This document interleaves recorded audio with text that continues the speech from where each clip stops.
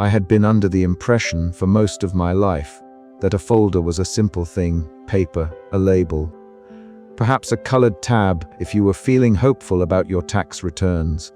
At the Bureau, folders are not simple. They are promises, jurisdictive borders, incantations folded into cardboard. They can hold a mayor's hat that thinks it's a lobster, a Tuesday that stubbornly insists it is last Thursday, or a memory that refuses to be catalogued. They also, as I learned that morning, have the power to change how a place thinks about itself. The rutting light in the office came as it always does late, offended by its own punctuality, and threw bright bars across the long desks. There was the familiar smell of toner, as if the building breathed in paper and exhaled ink. Mabel's kettle was singing in the distance, low and defiant. I arrived at my desk with a sense of being both exactly where I belonged and absolutely uncharacteristic, like a bookmark in a book I hadn't yet learned to read. I had brought nothing dramatic with me to that day, a mug with 3 chipped cataloging jokes, a handful of sticky notes, and an impulse that felt like a small, dangerous animal. It had grown over the course of the previous weeks into something with claws, an idea about contingency, a conviction that not every deviation needed to be excised. The slip still lurked in the margins, of course an appetite in a suit, but the mania of the morning's catastrophe had quieted into a cautious consensus. We had resealed much of the damage, and yet the office smelled, in that particular way it does after rain of possibility, mise. Ledger found me at my desk with her ledger-stitched coat unbuttoned at the collar, the crease above her brow less severe than it had been the week before. It was a minor miracle. I have seen glaciers move more readily than I have seen her relax. She wore the same pockets, the same ink-stained fingertips, but there was a small, private looseness in her shoulders, as though she had decided that she could afford one small deviation from perfect posture. "What are you sulking about, Finch?" she asked, though there was no real malice in it. It was more the voice of an oak instructing a sapling how to lean. "I'm not sulking," I said. "I'm considering." She nodded as if this explained everything and nothing. People in the Bureau have a habit of nodding like that. Nods do much of our holding work. It is the same as signing a memo, but without the risk of smudging your ink. "I want to keep some things," I said, and the sentence felt uncannily like a petition. She waiting is a ministry in that office. Mise. Ledger practiced it like a liturgy. "Keep what things?" she asked. "Small errors," I said. "Not the ones that make bridges fall or calendars explode, but the ones that well become kindnesses. A lobster that sits on the mayor's head and cheers people up. The rain that remembers to fall only on sad afternoons. Files that have become secret gardens." It would have been poetic to say she laughed. Instead, she produced a packet of stamps from a pocket and laid one on the desk as though handing me a coin for a wish. "We do not keep errors, ma'am. Finch," she said. "We catalogue them. We correct them. That is our trade, so I'm asking you to trade differently," I said. "A folder, a formal protocol. A place to sign off on mistakes we don't mind." She looked at the stamp. Her thumb traced the serrated edge. A silence grew that was not empty. It was a room we both entered and perfumed. "If you are asking for a corrupted clause, you must write it with clean language, Mise," Ledger said finally. "Errors kept must be assessed. They must be catalogued as counterintuitive assets. You must supply a reason, a caretaker, and a revocation clause. You must," she stopped and, with a mischief that had the faintest echo of a smile, "must include me as witness." I had expected denials, admonitions about precedent, a lecture about the architecture of continuity. What I had not expected was the quiet anvil of her concession. The way her acceptance sounded like a stamp gently landing on my idea and making of it a thing that might be official. We drafted the protocol there at my desk. It read, in essence, like an apology that had been given agency. Each maintained anomaly had to be beneficial to more than one party, reversible within 5 hours unless otherwise specified, cared for by a named custodian, and entered into the maybe ledger with a ribbon of stamps to mark consent. There was, tucked into the margins like a fond note, a clause that allowed for a single whimsical exception to be inherited by descendants of the Beru if their tastes were still reasonable. It took 3 drafts and an impromptu lunch in which Mabel's soup served as both punctuation and proof of concept. She ladled broth into bowls with the same solemnity she used to dole out prophecies, and between spoonfuls she said, "Some mistakes taste like soup, August. We should never throw soup away just because it doesn't look like a recipe." By the time Harmon signed the humming vault key to the exemption, 3 of us were giggling like conspirators and me's. Ledger was doing the exacting thing she does, flicking a paperclip as someone might stroke a cat. Harmony in that office is often a Ledger's finest lie. We made our lie a generous one. We created the folder. We labeled it maybe in careful, bureaucratic handwriting. I wrote the first entry. It felt ridiculous to me then, and it feels ridiculous to me now, to try to describe the ceremony of placing a sticky note on a folder. The gesture was both minute and enormous. I pressed the adhesive in a way that was both tender and decisive. It was as if we were calling, in a language only file clerks can hear, for mercy. People began to bring things to the maybe folder the way birds bring bright things to a nest, reluctant, proud, half ashamed. Owen brought in his hoarded file. He had carried that file in his heart like a tooth he refused to have pulled. He sat at the break table with the file spread across his knees and stapled its spine back to life. He hummed, which is Owen's way of averting confession, and as he worked he said, without fully looking up, "I don't think all mistakes are mistakes. You know. Some are inventions in need of a better address." Mies Ledger put a charm into the pocket of the folder, an inchworm of metal that used to be a corner stamp. She tucked it as one might tuck a coin into a child's palm. It was a tiny, ridiculous thing, and it was exactly the sort of ridiculousness we were building a protocol for.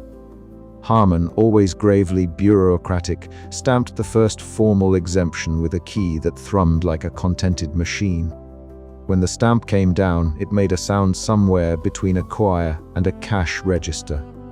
The stamp had no legal force beyond the Barras walls, and yet I felt the room swell as though we had just purchased a small mercy for the city. Registrar Amy rolled her eyes, muttered about the administrative overhead, and stamped a copy for the records. If bureaucracy is a religion, Amy is our pragmatic apostle. Her smile that afternoon was the kind of thing people smile when they see a system bending without breaking. Dot hovered around the folder's edges like a dust mote that had chosen an office. It left a margin mark that read, in ellipses and coffee stains, "Will snack if cared for." Dot could not sign with a flourish. Its signatures are always smudged, and the contentment of the office that day included the knowledge that Dot had eaten a few apologies and left behind a helpful scribble about the maintenance schedule. People began to breathe differently. There was an unquantifiable lightness in the room, as if we had collectively decided not to boil the ocean, but to keep a teacup of it warm on the side. Office politics did not vanish, of course. The faction that wanted automation still argued, in a harsh, mechanical voice, that every glitch should be shorn away at the root. We negotiated. Ms. Ledger let them test a small subroutine in the archives that would catalog and alert, not erase. It was a compromise that smelled faintly of victory and the lemon zest of resigned hope. I learned that keeping a mistake was not a flippant act. It required guardianship. Owen had to write a maintenance schedule for his file. Ms. Ledger had to sign a witness statement promising to inspect the lobster mayor once a month.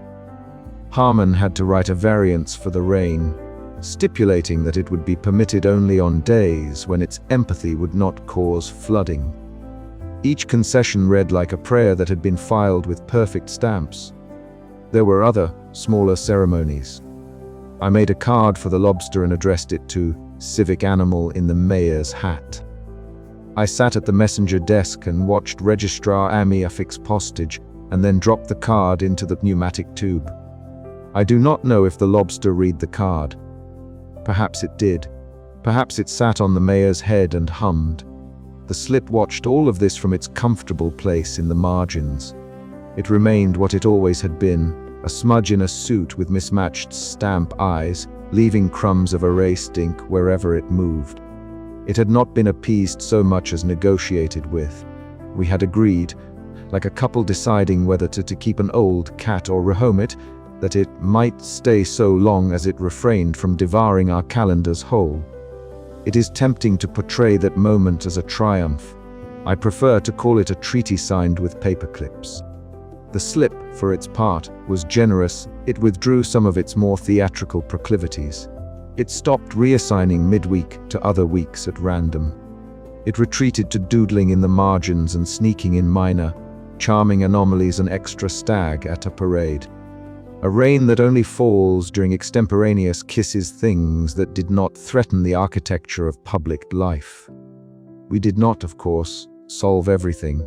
There were late-night meetings and petitions and a spreadsheet that ate its own tail for a week. We had to train new interns on the new protocol, which is to say we had to teach them the difference between a humane error and a logistical liability. Some of them, God help them, tried to slip postcards of their exes into the maybe folder as sentimental entries. Registrar Amy stamped each one denied with taste. Owen, who had been averse to commitment in the abstract, surprised me by becoming the most dutiful of custodians. He made a shelf for the preserved anomalies and labeled it with a hand-lettered plaque reading, "Delight and its discontents." He placed his file there with ceremony. Later, when he offered me half a sandwich that remembered being a philosopher, he winked and said, "It's nice to keep things. Keeps your hands busy." The romantic subplot with Registrar Amy, which had, at one point, been at risk of being erased entirely when a misfile threatened to undo both of their middle weeks, settled into something steady. They began, slowly and warily, to share lunch at the break table. Love at the bureau is practiced in delayed postal correspondence and small authorized exceptions. It is both quaint and efficient. Mies, ledger changed in the small ways you might expect someone who has softened will change. She started humming while counting paper clips. She placed a charm of her own into the maybe folder, a token from the time she once defied a regulation to let a town have its weather festival. Sometimes, late in the afternoon, I would catch her tapping the edge of the folder as if saying a benediction. Harmon returned to his maps and his secret doodles. He would not, for all the world's stamps, say he approved of our experiment purely on principle. But he came down to the basement on occasion, humming the vault key like a man who keeps a lullaby in his pocket. The calendar on his desk, which had a shy habit of flipping its own pages, blinked an extra day and then settled down. We interpreted this as encouragement. Dot, that mercurial annotator, took an entirely new status. We created a little margin in the ledger expressly for its scribbles.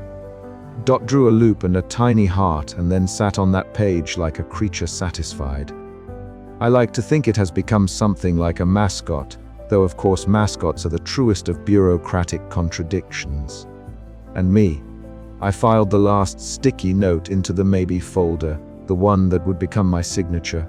I wrote, simply, for the small, human things that make routine less terrible. I could feel my hands steady as I wrote. There is a particular architecture to coming of age in the teeth of administrative absurdity. You do not suddenly understand everything. You merely learn the precise angle at which to press your palms.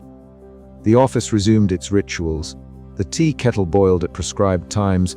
The stamp presses sang their low chorals. The elevators shuttled temporal floors with their usual laundry list of throttled days. Yet beneath the ritual there was a new rhythm, one with a couple of off beats someone had deliberately left in. It was like a painstakingly composed jazz measure placed between two sonnets. I should say now, this arrangement was not permanent. It is, by design, provisional. The maybe folder has its own small census. It had a caretaker for each entry and an expiration clause for the ones that ceased to be delightful. But in those weeks it became a repository of little mercies. We kept a rain that only fell on grief, a stray fox that turned up at the library and roused sleeping readers, a musician who would appear on subways only to fix a stranger's day with a single clarinet note. The slip, for all its mischief, had not wanted cruelty. It wanted novelty, friction, the condensations of life that cause people to look up. We, in turn, wanted to keep people safe. The compromise we made was not a victory for chaos, so much as an acknowledgement that chaos and order are siblings who sometimes babysit one another. And yet, the day closed on a moment I had not anticipated. I was filing my own notes into my drawer when Pockets, who is the custodian of small, misplaced things, stuck his head around the door and held up a postcard. "This showed up in Lost and Found," he said. He had the look of someone holding a small myth. "Says here it's from a Wednesday that never happened." It was a postcard with a stamp that carried the faint scent of rain. And the picture on the front was of a town square where the pigeons had been replaced by paperfold birds. There was no return address. The message on the back was short and typed in a hand that staggered like an old typewriter. "If you are reading this," it said, "keep one more small thing." We all looked at it. The room was suddenly very quiet. It read like an invitation or a dare or a benediction. The slip's smudge, which had been basking in a puddle of erased ink near the photocopier, shifted as if it had just been told a private joke. It was, I realized, the precise kind of problem the maybe folder had been designed to accept. It was also the kind of thing that would make our work interesting for a very long time. I closed my ledger that night with my hand on the cover. There was a warmth there and the sense of having done something small and important. The building exhaled toner and distant thunder. Mabel switched off the soup kettle and placed a rag over it like a flag. Harmon put his maps away. Owen left his repaired file on the new shelf like a grandfather leaving a handkerchief on a chair. Mies' ledger, for her part, left the charm she had placed in the folder on her desk, as if to remind herself that she had been brave. "Tomorrow," I said, though I had no idea whether any of us actually knew what that word would mean in the bureau anymore. Mies' ledger looked up, and in a voice that had become peculiarly easy, said, "We will see. That's the point." The slip watched from the margins, and for once left a tidy little smudge, a comma of ink that looked suspiciously like an invitation. I felt the old familiar anxiety thrumming in my chest, the same nervous humming I get before a complicated form. It was comfortable now, like a reminder that we were alive. There are so many endings that masquerade as conclusions. This, perhaps, is the most accurate. Our work continued. We had added a new section to the ledger called Maybe. We had signed it with stamps that hummed and with human hands that trembled.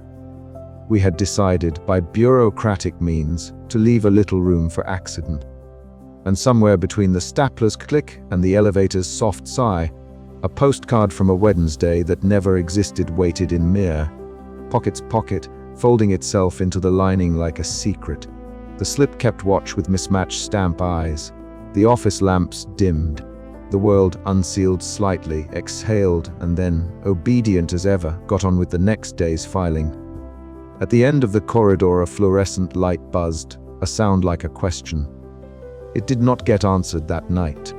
That is to say, it got answered, but not by any of us. It got answered by a rain that learned to be kind, and by a lobster that became a mascot, and by a postcard that told us, politely, to keep one more small thing. I slept that night with my glasses pressed crooked against my face, and the feeling that between order and chaos there is a long table, a stack of forms, and a single oft-overlooked chair marked Maybe. I left a sticky note on the Maybe folder before I went home. It read, for the curious, check twice, love once. I do not know if that will be the rule that holds us. I only know it is the one I like best for now. When I returned the next morning, there was a new stamp on the ledger. It smelled faintly of citrus and thunder. The slip, as if in good humor, had rearranged the stamps into a little arrow pointing to the folder. I took it as a sign, or at least an invitation. We began to file again, but with one hand open to possibility and the other steady on the stamp. The world, administered as it was, seemed suddenly larger for the tiny allowances we had made. It seemed less terrifying and more like an argument we could have, with civility and occasional silliness, for as long as we could keep our pens from trembling. And if, some afternoon, a postcard arrived from a day that never was and asked us for room to breathe, we would take it in with a stamp and a soup spoon and call it part of the job. There are worse administrations to be under. Later, when someone asks me whether the bureau changed me or I changed it, I will tell them both. I will tell them that we made a folder called Maybe and Agreed, in ink and charm and a humming vault key, to a new kind of filing, one that recognizes that the smallest of errors can be the beginning of something generous. I will tell them that the slip did not vanish, only shifted its posture, like a cat that has been allowed onto the sofa rather than driven into exile. Then I will look at the postcards pinned to Mir. Pockets bored, at the lobster that is oddly good at parades, at the rain that chooses its mourners, and I will smile. It is not a smile of victory. It is a smile of work unfinished, a smile made of stamps and soup, and a promise to be careful with wonder. There will always be more forms to process. There will always be some clerk somewhere who believes paperwork is a cure-all. There will always, probably be a slip in the margins, but we had, in our own small way, negotiated a steadiness, a living bureaucracy that knows how to love exceptions. And I, who came to the bureau expecting only to learn how to staple and sign, went home that night understanding the delicate technique of being gentle with rules. The last thing I did before I left was tuck a small, folded paper bird into the Maybe folder. It was unattributed, made from a page of misprinted Form 42Bs. Dot had left a smear of coffee near its wing. If anyone asked whose it was, I planned to say it was from the slip, though I suspected better. If anyone asked what it meant, I would say it was a reminder that filing is not just about keeping track of what is true. Sometimes it is about making space for what we might become. And there, beneath a lamp that hummed like a sleepy committee, the folder closed with the soft, bureaucratic thud of something pledged to memory. I tell this in the soft voice I use for things that might break if I shout. Months have a way of polishing nerves into habit. Weeks settle into their cubbyholes and begin to hum. When I returned to desk 7, it smelled exactly as it had the morning I misfiled the universe. Toner, the tang of storm far off, and the faint, stubborn comfort of old paper. Those familiar smells do a sly job of saying, in their own way, that the world is still a place humans can touch. You might imagine post-crisis as some enormous, glittering thing, processions, commendations, awards with ribbons the color of ink. That was not our postscript. Our victory was a folder labeled Nope and a different one labeled Maybe. The ribbon barrow of public relations did not show up. We had coffee that tasted like triumph and regret in equal measures, and Mabel-ladled soup that told us a truth we all knew in our marrow. Something would always want to slip. Mee's ledger was waiting when I walked in. She stood by the potting plant that always looked fed, as if someone had actually catalogued its meals. She inspected me the way a manuscript inspects a reader, quiet, exacting, and with that ledger-stitched expression which is at once reprimand and affection. She did not hold me at arm's length the way I would have expected she might. Instead, she lifted a finger, smudged a spot of new ink on her glove, and said, with an economy of words she reserves for matters of the heart and signature, "The world is less broke than it might have been." That counts. I wanted to say the obvious, I know, and instead I said, "I filed a Maybe." She nodded. "Good, we need more of those. People without maybes become very afraid. They automate themselves into machine forms that can't laugh." There was an awkwardness in the joke that made both of us smile. Me's ledger, who counts paperclips when stressed and tucks charms into filed reports, had softened a crease in her worry. You could see it in the way she didn't immediately return my apology for the lobster mayor. "The mayor is doing fine with his crustacean hat," she said, and there was real pride in it. He now negotiates parades with more dignity than he did before. August Finch returns to Desk 7 as if to a history he is only beginning to understand. When we were in the weeds, when memos reworded themselves and a retired assistant popped back as a younger variant, I learned that the Bureau's work was not simply about erasure or correction. It is about choosing a story that keeps people alive. If that sounds grandiose for a place where forms have teeth, blame Harmon Vance, who doodles impossible maps and laughs like a man with all the keys. And there was Owen, whose constellation tie was as crumpled as ever, who moved through the office as if air were a suggestion. He had done something obscene and brave. He had stapled his old tie to Harmon's ledger as part of the ritual we executed in the basement of amendments. It was symbolic, an old, messy attachment becoming a fastener, and he had done it without fanfare. He told me this not by proclamation, but by offering me a stale biscuit. Commitment is like a biscuit, he said, popping it into his mouth with the kind of relish he reserves for metaphors. It sounds boring until someone offers you one you actually want. It made me grin. Owen had stopped being merely my comic foil and handed me an example to keep, choose one thing and see it through. He had stopped dodging. That was the kind of change you could not fit into a requisition. Dot would not sit on the desk permanently. File sprites are fickle and eat margin, as the literature of the Bureau thick and legally ambiguous relies upon. Dot ate a semicolon I had left by accident, and left me a note in squiggles that meant I approve and don't forget to breathe. It is curious how small creatures of paper and stain can feel like petitioners for mercy. I bribed it with a pastry back when the crisis was fresh. Now it likes my handwriting. Mabel stirred something in a pot and called it prophecy the way other people call black coffee breakfast. Her soups have the odd property of being tenderly prophetic in the manner of a kindly aunt who tells you what you need to hear, not what you want. Lesson, she said, reaching for a ladle and handing me a bowl with both hands as if it were a small, soft treaty you can't file wonder away. You might as well learn to make it a citizen. I ate it and, for a few bright spoonfuls, felt my hair relax. The soup tasted faintly of cinnamon and possibility. In the cafeteria, Harmon doodled a map on a napkin that included a region labeled maybe between order and chaos. It was an ugly scribble, but Harmon is a man who can make ugly things sound like law. We did the things people do when a storm has passed. We made lists. We catalogued the absurdities we would allow to remain. The mayor retained his lobster companion was what the public relations department insisted upon, to avoid the word hat, and the mayor, in time, found it afforded him a certain theatrical dignity. There was the rain that only falls on sad days, limited in geography and scheduled with Mabel's help to fall when those who needed it most were alone and allowed to grieve. A postcard now arrives, timely or not, with the ability to say precisely what is needed, sometimes late, sometimes early, but never cruelly misstimed. These are small injustices we chose to keep for the sake of human tenderness. In fairness, choosing is hard. It is a bartering with history. Harmon said as much the night we drew up the exemptions. His voice was low and precise.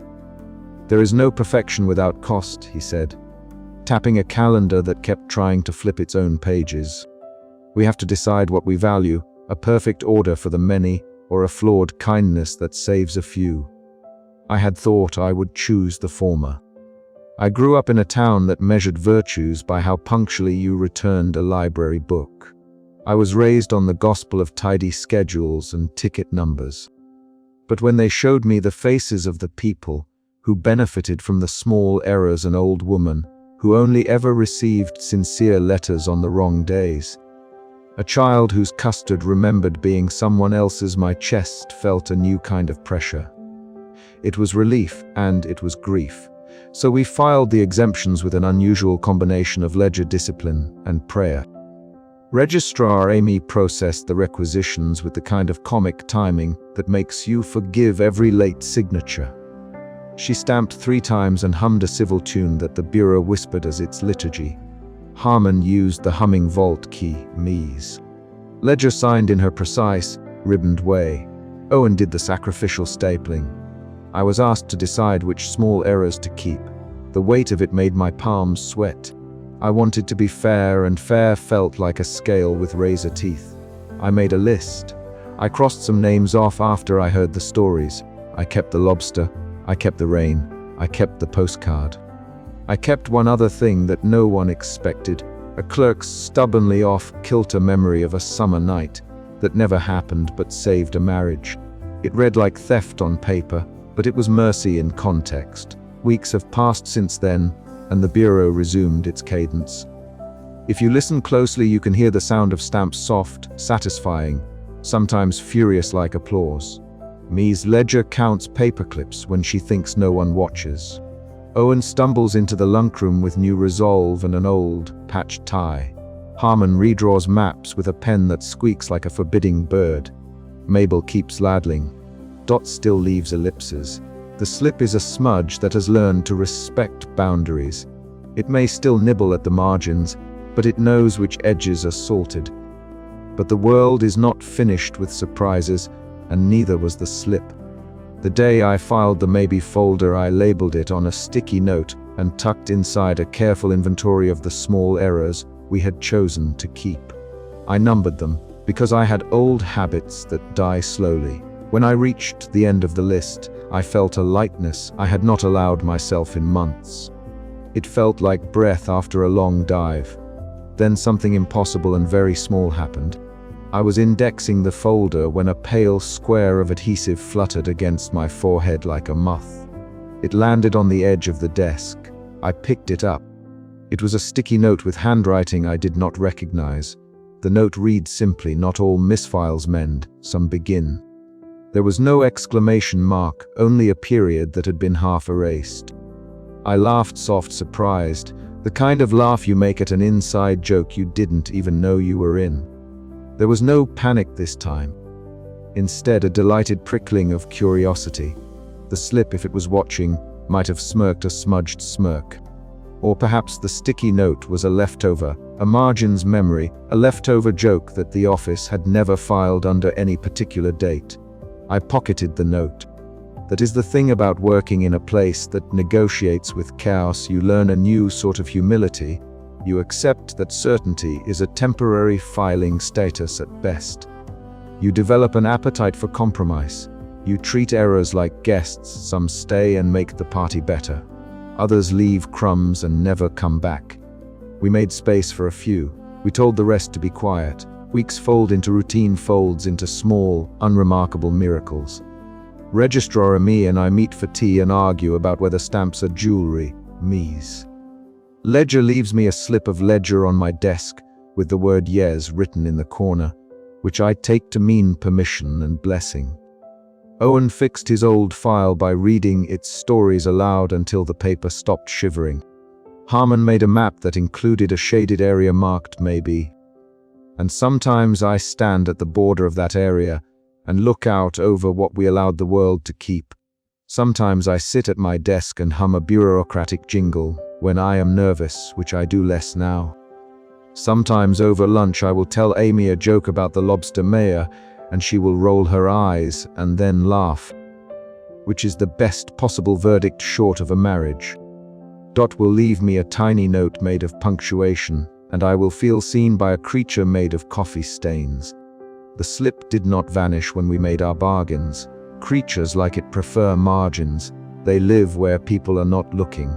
They are neither wholly good nor wholly bad. They are the small friction that keeps pages from lying flat, that makes you notice the edge. It insists on novelty because novelty resists flatness. It believes, perhaps rightly, that the marrow of life is surprise. I am less the rule-bound novice I was. I file with a new folder now, maybe.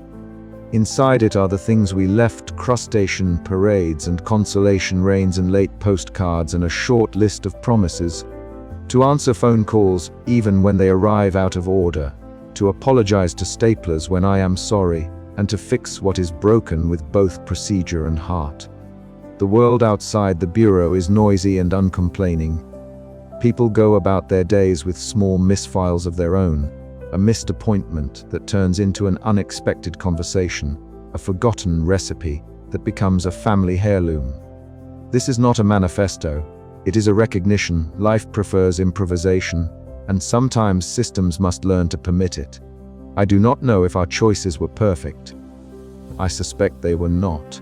But I also know that when the day comes that the slip thinks it can be a little kinder, it will find us ready to bargain. We will draw new boundaries.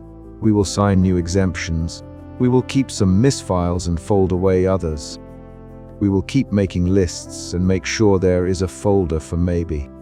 There is, I promise you, a certain joy in finishing a crisis and then living with the decisions you made about it. It is quieter than celebration but deeper than relief. It tastes like leftover soup and new stationery. It is the sound of a stamp pressing down, not with finality but with intention. I close my postscript with a small personal inventory. Things I have decided to keep: a lobster who knows parliamentary procedure, rain that listens and spoons grief with a soft, deliberate patter, a postcard that arrives when it will do the most good rather than when it is most convenient, a memory that never truly belonged to anyone but saves a marriage. Also, the knowledge that sometimes the wrong day is the only day that lets two people meet, and that the only perfect thing about order is that it makes room for human error. I'm at my desk now. There is a stack of forms to be stamped, never-ending public life. The thunder is far off but familiar. I press a fresh sticky note to the cover of the maybe folder, write the date, and feel the small satisfaction of a job well done and a world slightly more forgiving than it was. Then I find, in the sliver of margin between my stapler and my mug, another sticky note folded in half like a shy confession. I don't open it right away. I fold it into my ledger instead and tuck it behind the maybe tab, where frivolity keeps good company with responsibility. The bureau hums around me, and someone in accounts is whistling a tune I don't know. Dot leaves and ellipses on my keyboard out of habit and gratitude. Later, perhaps when the thunder is nearer and Mabel's soup is a little too salty, I will open that folded note and find out if it is a beginning or merely a rhetorical flourish. For now, the hook of it is enough, the promise that the margins still matter, that oddities persist, and that the world can be both ordered and oddly kind. I stand, push my chair in with a little squeak, and go to the kettle. The kettle is a small bureaucrat in its own right. It whistles when it is ready and insists on being useful. The bureau is not done with me, and I am not done with it. The slip remains a smudge, but a contained one. There are new sticky notes to come, some that will mend, and some that will begin, and I find I am willing to meet both with a stamp and a soft, crooked smile. I leave the chapter open like a file someone else can add to. The last thing I hear before I return to my desk is Mabel calling out from the kitchen, "Don't be too tidy, August. You might misfile your heart." I smile, which is an answer both bureaucratic and human, and carry my kettle back to desk 7. There is a sticky note folded behind the maybe tab. I take a breath and unfold it. It reads, in a slanted hand I have seen only in the margins of forgotten memos, "We kept the lobster." It told me a joke about lobsters once. It was a good joke. There is no signature. There is, if you look closely, a tiny smudge beneath the final period, an ink crumb, as if someone had touched it and left the faintest of marks. It might have been the slip. Or it might have been Dot's way of saying hello. Or it might have been nothing at all. I set the note on top of the maybe folder and stamp it, not with denial but with acknowledgement. The stamp makes a small, decisive sound. Outside, thunder rolls like applause. Inside, the bureau continues to do the tedious, exalted work of tending to impossible coincidences. I take my tea and open the file. The world, for once, feels both orderly and happily unfinished. It is an ending and a beginning. The bureau lights flicker as if someone is adjusting a margin, and I think maybe that is all any of us can hope for: a good laugh, a stapled commitment. and a sticky note that insists the future still has jokes. Hook. The sticky note folded behind the maybe tab hints at a new, gentle surprise beginning an ink smudge signature that might be the slip dot, or something entirely new, and I realize the bureau's work is never truly finished.